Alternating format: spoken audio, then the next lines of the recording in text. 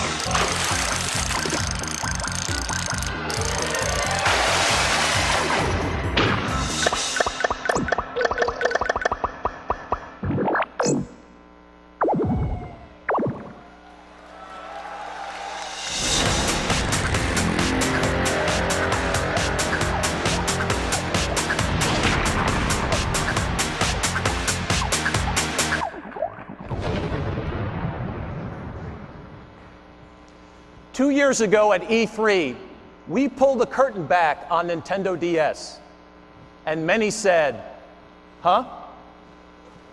Last year at E3, we uncaged Nintendogs, and many asked, really? Then 9 months ago at the Tokyo Game Show, we revealed how we from Nintendo will change game control forever. And a lot of people said, well, we'll see. Fair enough, because today you will see, and tomorrow you'll start to feel. Welcome to the next leap in gaming and Nintendo's 2006 media briefing, where we have answers to some questions, but deliberately not to all. Because our purpose this week is not to fill your left brain with information, but to jolt your right brain with inspiration. Let me start with a couple of questions for you. Do you know anyone who's never watched TV, never seen a movie, never read a book? Of course not. So let me ask you one more question. Do you know someone, maybe even in your own family, who's never played a video game? I bet you do. How can this be? If we want to consider ourselves a true mass medium, if we want to grow as an industry, this has to change. And today, change begins here with a new console, just as it already has with a new handheld. To let me explain, let me begin with what I'm guessing are a few of the main questions on your mind. First, the system. Why did you make it so different? And by the way, how much will it cost and when can I get it? Oh yeah, and what's the backstory about that name? And finally, what about the games and which developers are on board with us? As many of you know, Nintendo's way is to challenge conventional thinking, not just for the sake of doing things differently, but to do things better. The graveyard of any industry is filled with the headstones of companies who decided to keep doing things the same old way, playing only on the margin, making things just a little bit better. That strategy works for a while, but ultimately it's fatal. Over the years, our industry has come to accept progress simply by what's on the screen. I know many of you were in our audience back in 1996 when Super Mario 64 jumped to life in true 3D. And you said, man, that looks great. But that leap to a revolutionary form of gaming wasn't really about the looks. Even then, it was about the feel, moving your character and your viewpoint independently in any direction, all in real time. And the memory of that moment was also the starting point for Wii. In the same way that Super Mario 64 changed everything, we asked, how do we make games that feel entirely new all over again? This week, every one of you will feel our answer.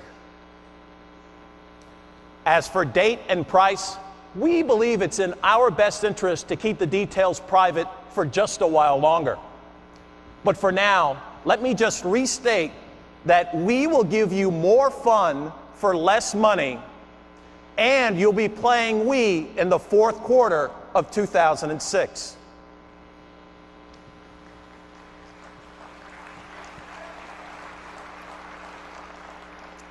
Okay, next, the name. First, we want to thank everyone who wrote good things about it the day you heard it. Both of you.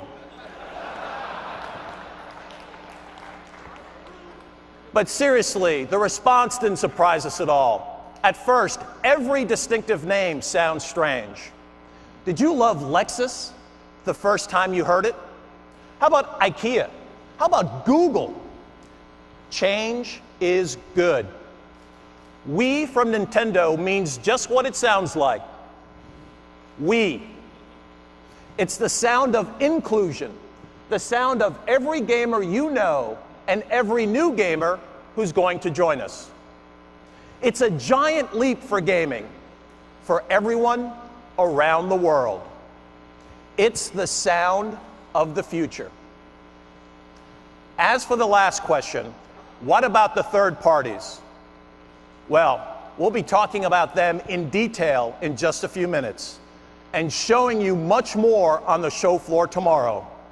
For now, let me just say that on behalf of the names you love from Nintendo and our partners, we can't wait to show you what's on the way.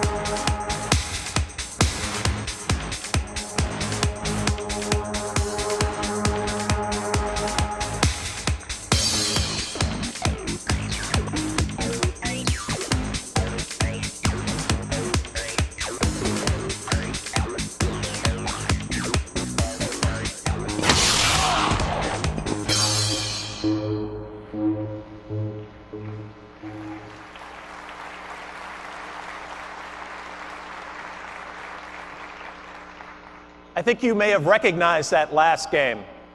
It's called The Legend of Zelda. But this one is different. It is by far the best Zelda game we've ever made. And it's also the most beautiful game Nintendo has ever made. But just as importantly, it's breaking precedent. Because this is the first Zelda game that will be right there on launch day alongside a new Nintendo system.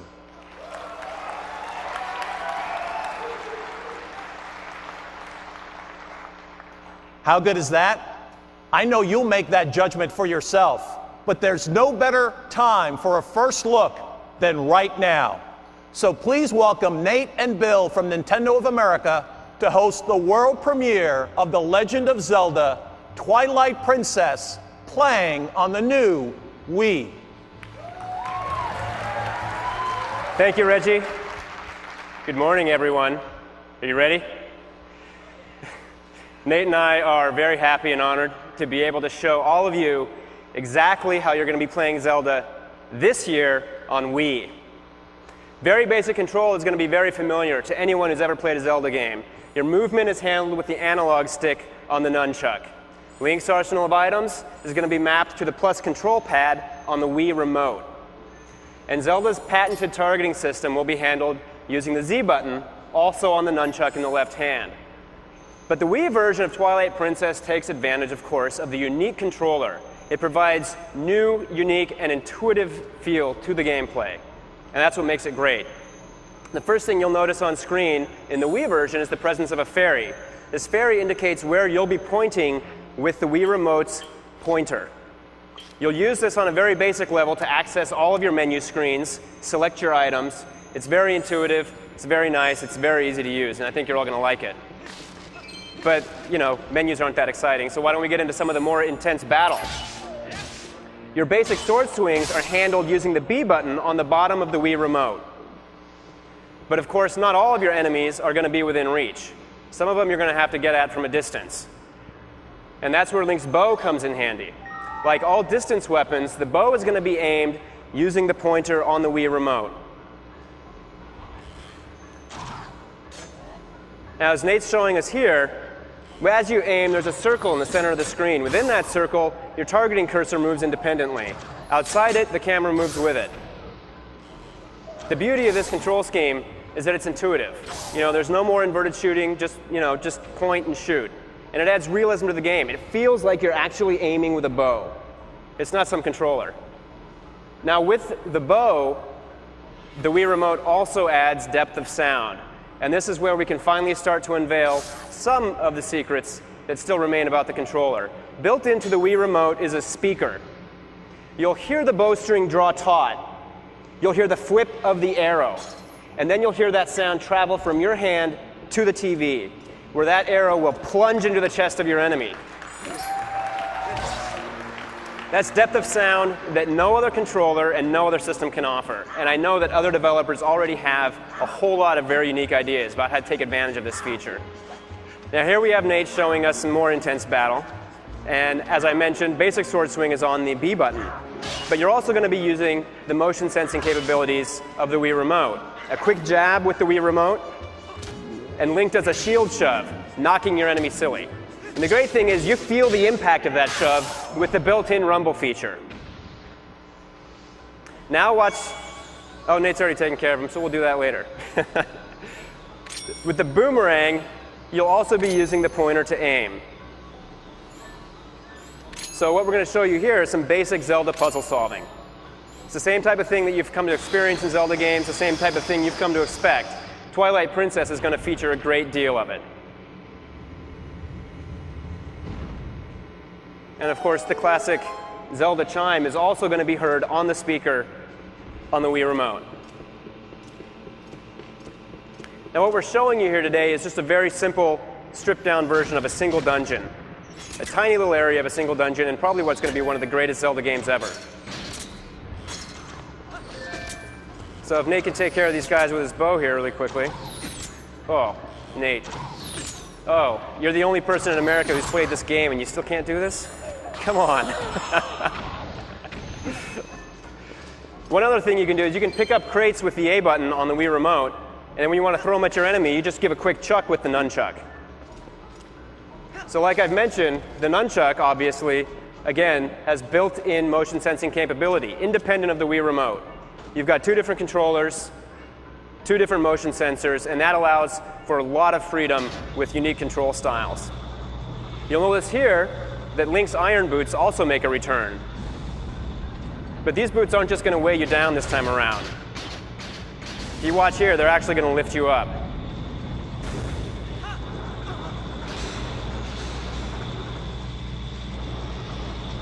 Magnets can be fun. Who knew? So again, the E3 version is just a very compact dungeon. It's also been toned down difficulty-wise because we want to make sure that all of you out there who have never played a Zelda game, because I'm sure there's plenty of you, can make it to the end. But now that we've talked about the basics, we'll kind of let Nate run through, show us some more intense battles, and then take you to the end and see what else we have to show you.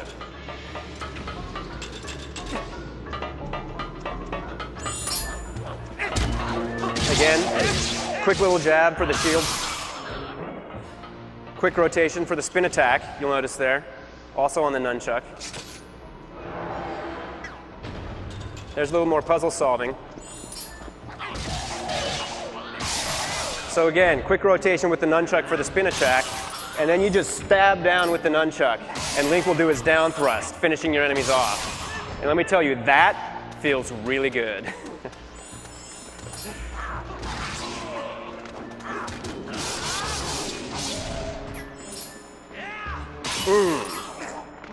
I love that. Now, because you're all big Zelda fans out there, we don't want to spoil everything for you. So we're not going to show you what waits behind that door, but I'm sure you all know it's got to be something horrible. But don't worry, even if you're not a Zelda fan and you can't quite handle all that action, also on the show floor, you're going to be able to kick back lakeside and enjoy some nice, relaxing fishing. But you're all going to have to bring your own beer. So we'll see you on the show floor tomorrow. Thank you very much.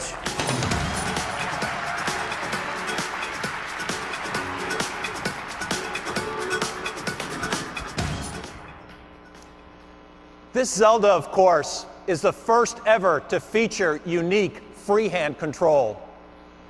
But tens of millions of Nintendo GameCube owners around the world will also be playing this game on their systems. That's because here in the Americas, Nintendo will launch two different versions, one for GameCube and another for Wii, on the same day our new console launches. Even as technology advances, one thing will never change. The name of the game is still games.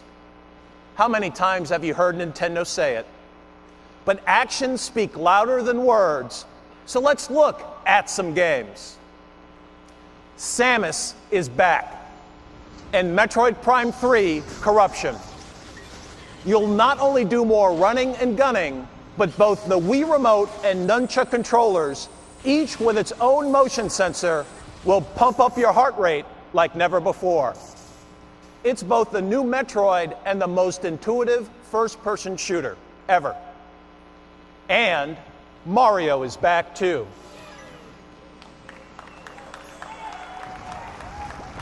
His brand new adventure for Wii is called Super Mario Galaxy.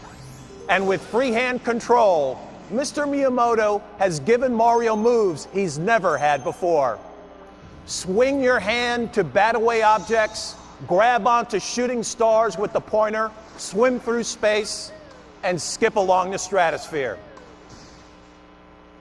We said this new system represents the next leap in gaming.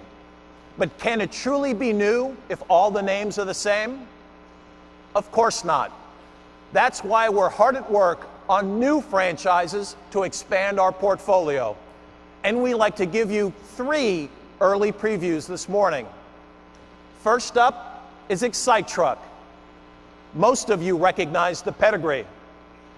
But what you won't recognize is the method of control. Remember how you always tilted the controller like handlebars when you played Excite Bike? Well, now you're holding the steering wheel of a big damn truck. And the terrain deforms beneath you in real time. This feels like driving. Next, isn't it just fun to bash things? In Project Hammer, swing the controller and the bad guys get nailed. But what happens if the bad guy is Mother Nature? Survive or not, it's your call in Disaster, Day of Crisis. Come feel the panic and bring the catastrophe under your control. Obviously, game creation inside Nintendo is important. But just as important is what's coming from our great third-party partners around the world. Independent developers have been hard at work in Japan. And although we won't be spending a lot of time today detailing their projects, we did want to underscore a couple of excellent examples. When Sega saw the new control system, they said, it's time to put Sonic back into gear. Finally, the Speedster is totally under your control. Look up, the mothership is about to land, and Square Enix is arriving with an exclusive iteration of its legendary series with Final Fantasy Crystal Chronicles. Yet again, we will take what is familiar and reinvent it. And Hallmark franchises are also on the way from this side of the Pacific. You may be a veteran All-Pro playing EA's Madden Football, but with freehand control, reinventing everything from the snap, to the drop back, to the pass, to the run after the catch, you'll feel like a lively rookie all over again. And grinders know it's all about balance. And with Activision's Tony Hawk, we will transmit that reality right to the palms of your hands. And Rayman's traveled to many platforms for Ubisoft over the last 10 years. But if you think you know Rayman, wait until you see him with Wii. And THQ's SpongeBob also gets the makeover he's always longed for with freehand control. There is great stuff on the way. And while we're not going to specify a launch number this morning, you'll be playing 27 different Wii games tomorrow on the show floor.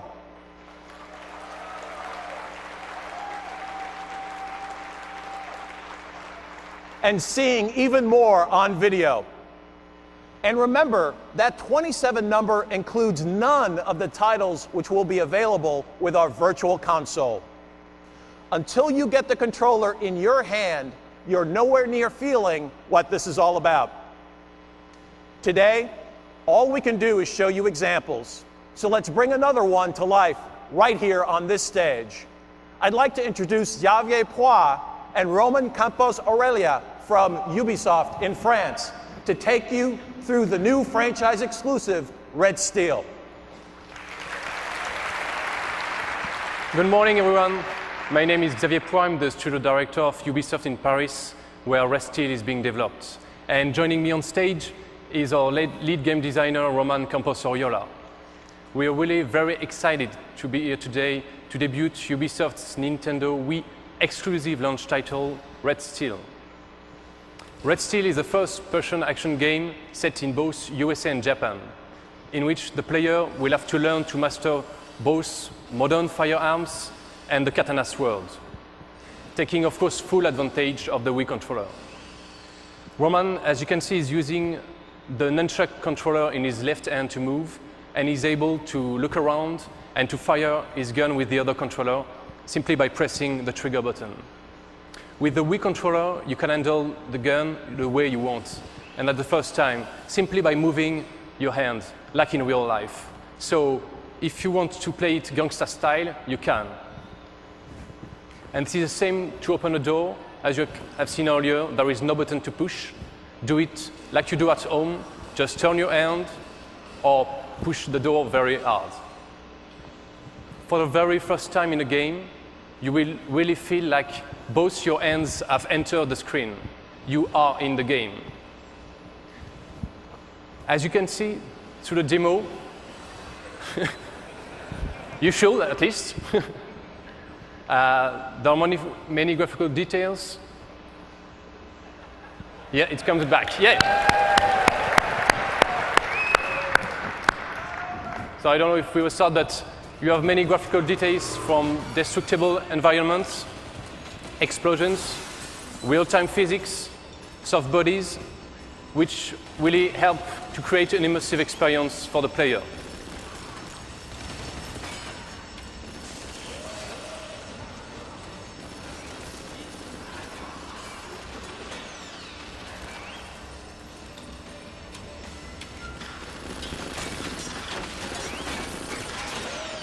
So this is a little warm-up with enemies before we go into more details.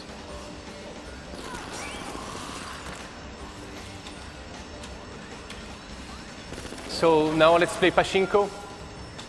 The game will feature a variety of handguns and semi-automatic weapons, shotgun of course, as you will see. And now we'll be speaking more precisely about IA in the game. So once again, destructible environments, And enemies, surprisingly in a game, really care for themselves. That means that depending on their level of trust, they will hide themselves, they will go for cover, and they will try to attack you from the back and try, of course, to control the situation. That will help to keep the action fast-paced.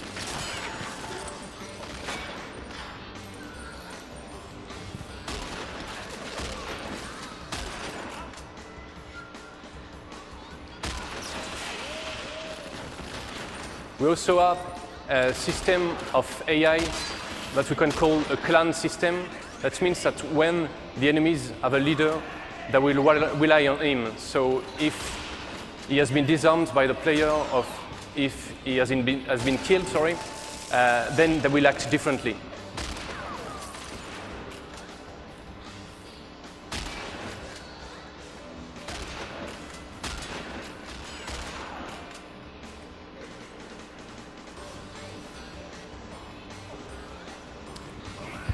So now, Roman is going to show us a feature of the game, which is called the freeze shot. This feature will be very useful in tricky situations.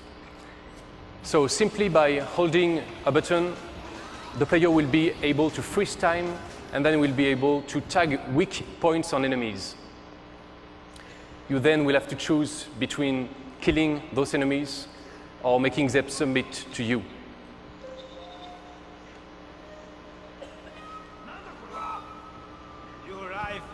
In this scene, you will be able to see the freeze shot.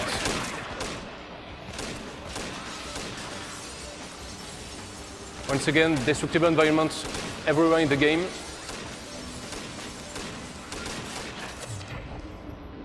The one woman will tag the weak points, disarming or killing.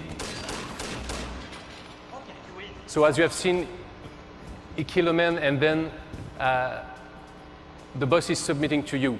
Then you can decide on what you want to do. Sit down, for instance, like this, just simply by moving your left hand to indicate what you want him to do.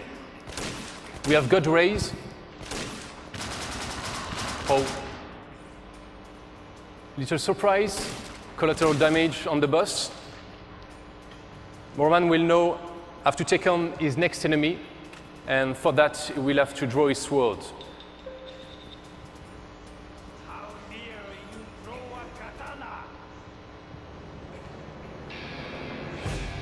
So once again, the moves you have to make for the sword fighting are very intuitive. You can block with your left hand and slash with your right hand in any directions.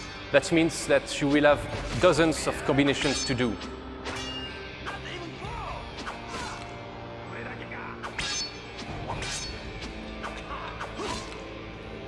This will be very easy to handle, thanks to the Wii controller, but of course very hard to master. Thanks a lot for letting us introduce you to Red Steel, even if we had some small problems. But everybody will be able to play it tomorrow at the Nintendo booth. Thanks a lot.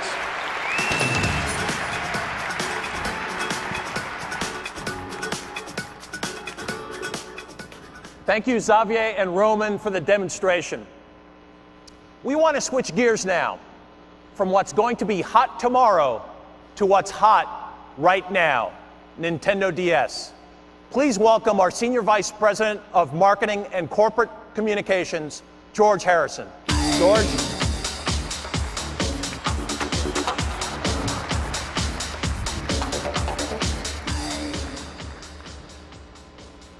What we've given you today is a promise. No matter who you are, gamer, developer, publisher, retailer, we will make things better. Well, what makes us think that Nintendo can deliver? Well, above all, one thing: Nintendo DS.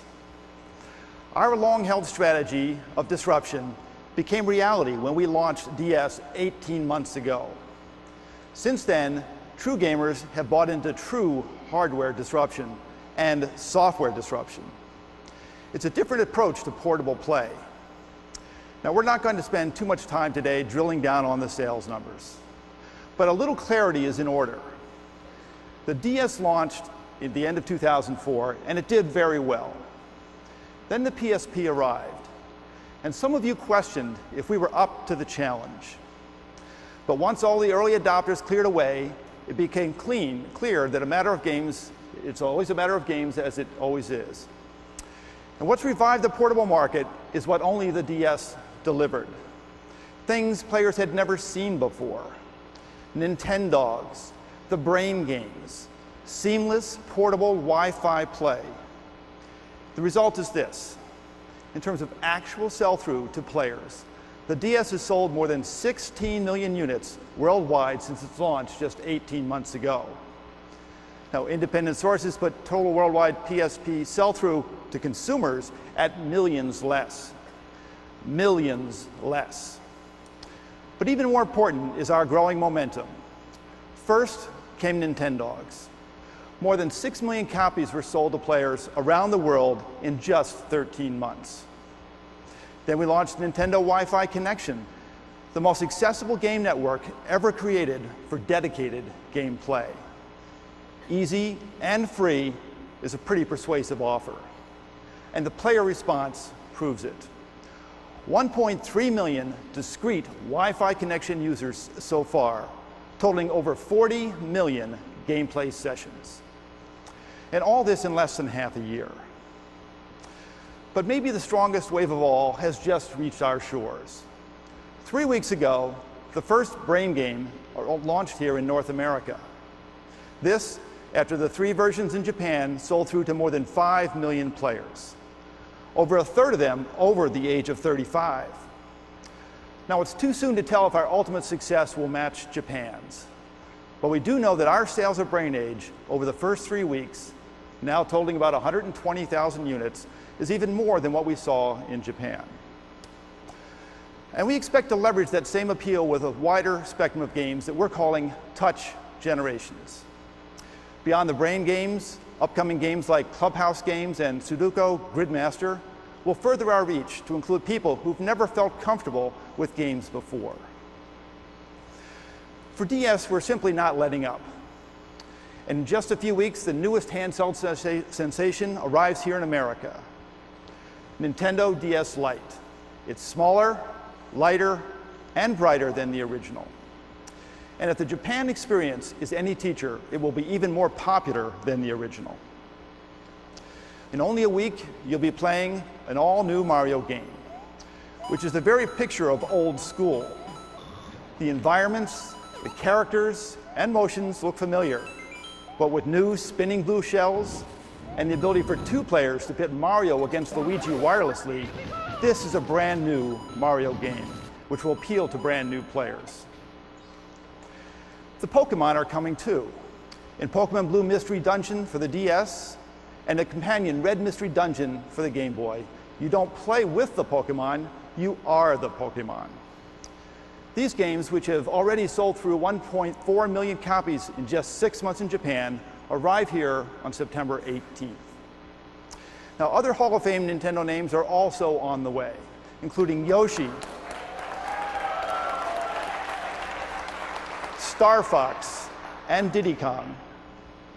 And I know that if you're a Final Fantasy fan here in the West, there's always been something missing in your life. Final Fantasy III. Well, prepare to be fulfilled. The legendary title is coming to America on the DS, complete with a compelling storyline, but made even better with improved 3D graphics. And one more legend is also going global.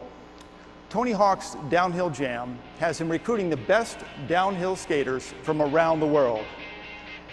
But you can also connect directly to best Hawk players around the world. And thanks to the Nintendo Wi-Fi connection, you can chat on voice over IP at the same time. Perhaps best of all, DS is also getting its own exclusive Zelda title, The Legend of Zelda: Phantom Hourglass. Picking up where Wind Waker left off, you'll now use your DS stylus to direct sailing, swordplay, and even the path of your boomerang. The DS is set to soar to the next level. In all, there will be more than 100 new games from DS from now until the end of the year. Take a look.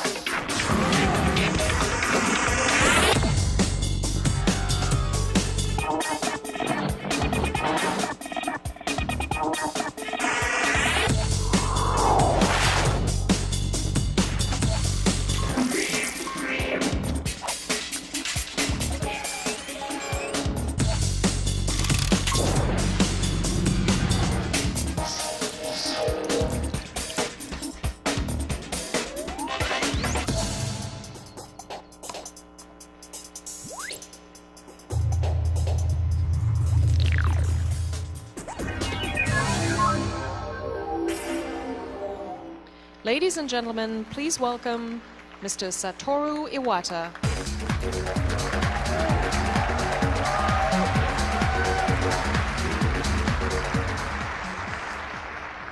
Thank you and good morning.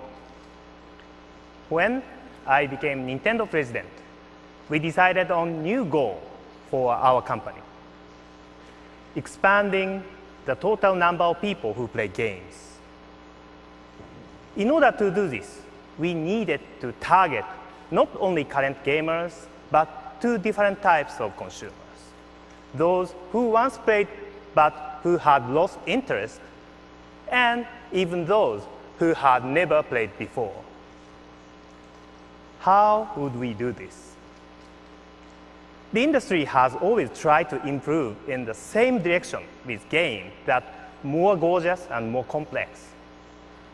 But in order to approach lapsed or former gamers and non-gamers, these types of games cannot serve our purpose. The logical solution is to reinvent the relationship between player and game, the game controller interface. We believe this approach can appeal to a much broader audience, but also excite core gamers. This is important because core gamers always represent our most important audience. Our first implementation was Nintendo DS. Like many disruptive innovations, at first, it confused some people. But these people began to understand when they started to pet their puppies with a stylus and talk to them through the microphone. Next in Japan, we launched the first of the brain games. They have already been played by millions of people who never tried a video game before. Many people in our industry thought these consumers were impossible to reach. But now, the trend is spreading to the Western world. So, how do we continue this strategy with Wii? One-hand control with the Wii remote is just like the touch screen of DS. It breaks down a barrier to non-gamers and lapsed gamers. For anyone, it is comfortable. In addition, most lapsed gamers have wonderful memories of games they used to play. The virtual console aspect of Wii will bring them together again. And the virtual console will also act as a living laboratory for simple, intuitive games.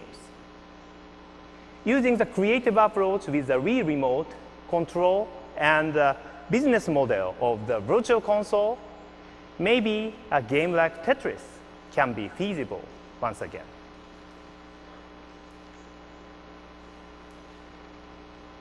In the past 20 years, as game systems improved in functionality, there were also downsides. Among these, the startup time before gameplay begins is growing longer and longer. I have been planning, developing, and playing games for a long time, and I still love all of this. But these days, I am busier than ever. And if I have to wait 30 seconds or 40 seconds or more for a game to load, often I get frustrated, and sometimes I just cannot wait. And now that I know I can instantly stop or start playing my DS by just closing or opening the top, I think I am spoiled. Maybe this has happened to you too. If serious gamers find these delays frustrating, how can we ever expect the mass market to show more patience than we do? Unless we change, we can never increase the gameplay population. The Wii console will also help solve this problem. It can power up virtual console games and applications like our Opera web browser saved to flash ROM, almost as fast as telephone or television, in just a few seconds. And let me describe one more hardware feature. No game console, no matter how powerful, serves any purposes when it is turned off. So, we designed our machine to provide owners a variety of services even when it seems like it is turned off. We will become the system that never sleeps. Using a design called WiiConnect24, the console automatically enters standby mode without the fan running, but still operating key functions and using about the same power of a miniature light bulb. Importantly, this means the Wii console can be constantly connected to the internet. For you hardcore gamers, this means developers can push a new weapon or vehicle or level to you even while you sleep. For beginning gamers, just starting with something like Animal Crossing, anytime the console is in standby, they may return to find that a friend has visited their village and left a message or a gift. And other developers will configure their games so that players will receive the game elements or information that the designer wishes. And programmers won't need to write a single line of code. Networking software is included in the hardware. And developers can decide to add these functions at any time. What we are aiming for is a system that is new every day. Then, finally, the most difficult job is to reach people who have never played before. To approach them, we need to remove several walls. New controllers and virtual consoles are important, but most important is software that these people will really want to play. These games would allow core gamers and non-gamers to happily and immediately compete against each other. What kind of game can do that? Among the examples you will play tomorrow is Wii Sports. This is a combination which will include tennis, golf, and baseball in one package. It will be available on launch day. Beginning players will find control with the Wii Remote intuitive and appealing. Serious gamers will find it a surprising way to attempt something they already done many times before. Expanding the game audience with Wii means increasing the number of people in any household who are involved with games. Today, there are people who play and people who do not. We will help destroy that wall between them. Regardless of age, gender, and game experience, anyone can instantly understand Wii. And we can provide anyone with fresh, new experiences. Every day, there is something new. For everyone, every day. This is our answer. Thank you very much.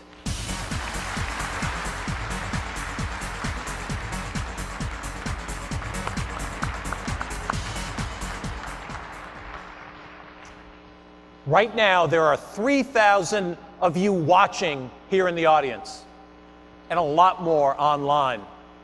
And we'd like nothing better to invite you all up on stage to play. While we can't do that for everyone, we can make that happen for one person. As you know, we've been running an online sweepstakes with our good friends at AOL to choose the first player in the world to get his or her hands on the controller.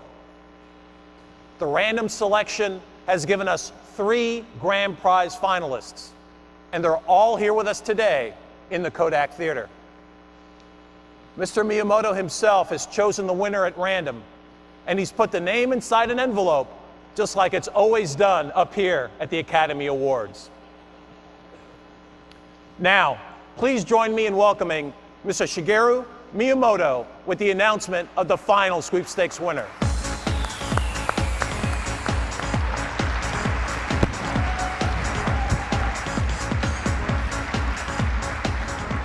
Thank you, Reggie. But before I pick the winner, I should explain how we will play. Tennis, anyone? Control is simple and intuitive. Even your mom can play. Just grip the Wii remote like a tennis racket. I'll show you. Let me explain in Japanese.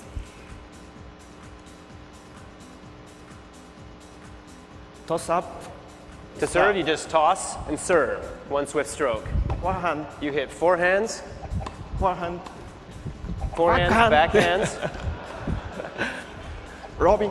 You can swing low to high to hit lobs. Top spin. Twist the remote as you're swinging for top spin or backspin. And hopefully you'll keep it in bounds. あんまりね、I'm pro player あんまり上手じゃないんでね、I'm not quite as good as I hoped at this game. 誰かに手伝ってもらおうと。So let's see if I can find a partner who maybe is a little bit better than I am. Then the winner is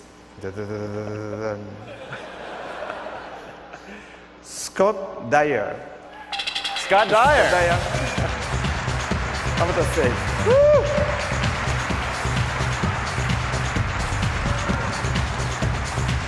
Congratulations. Congratulations. Please join Mr. Miyamoto.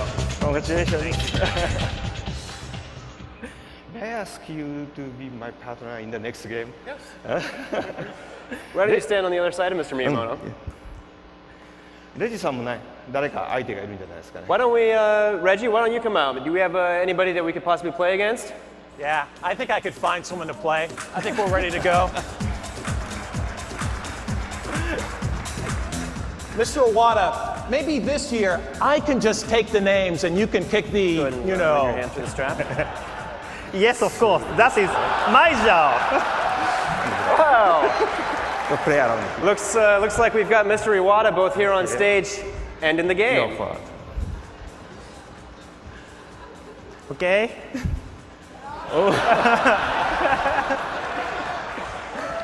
Who's that handsome devil?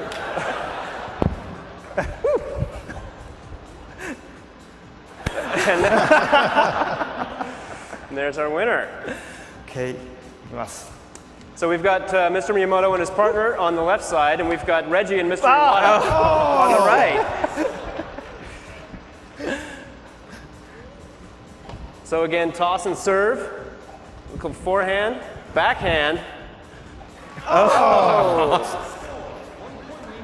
Game point. Uh-oh. As you can see, this is a quick, shortened version of tennis. 3 points and you lose. So let's see if our executive team here can make a comeback.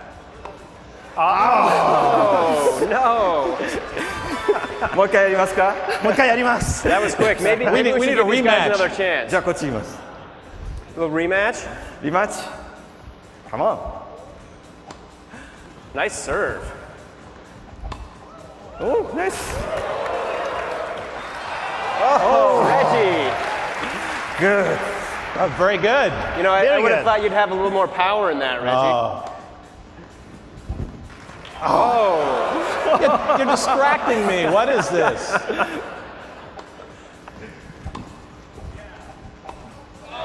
Oh, Here we go.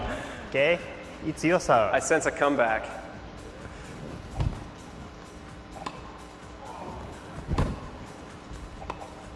Oh, tied game. 頑張るぞ。よし。 Nice. Mr. Miyamoto, you pulled it out in the end. What a shot. Very good. We'll gather in the middle.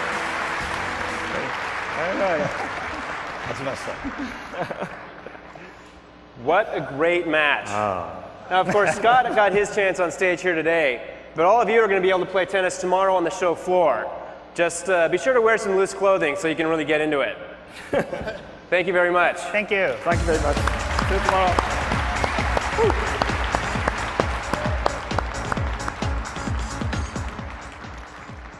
Let's face it, the bottom line of every E3 is simple. What's hot and what's not. Here's our take. What's hot is the feel of the game. The look is secondary. What's hot is the next leap, not just a small step. It's hot if it's disruptive. It's not if it's predictable. The future of our industry is inclusion, not exclusion. It's about the heat of emotion, not the chill of technology. We know that the future is right here. We and the DS represent the same thing, risk. Risk allows progress. We're a company that doesn't run from risk, we run to it. Change is good. We were the disruptor 20 years ago, and we still are today. DS is only the latest example. We will come next. Every year, we hope you'll walk out of our media briefing saying, yeah, these guys are the hot story of the show. But you know what? Today, we're not asking that. Of course, we hope you like what you've seen so far. But in reality, we also know that seeing is just an impression. Playing is believing. Thank you all. We look forward to seeing you on our show floor tomorrow.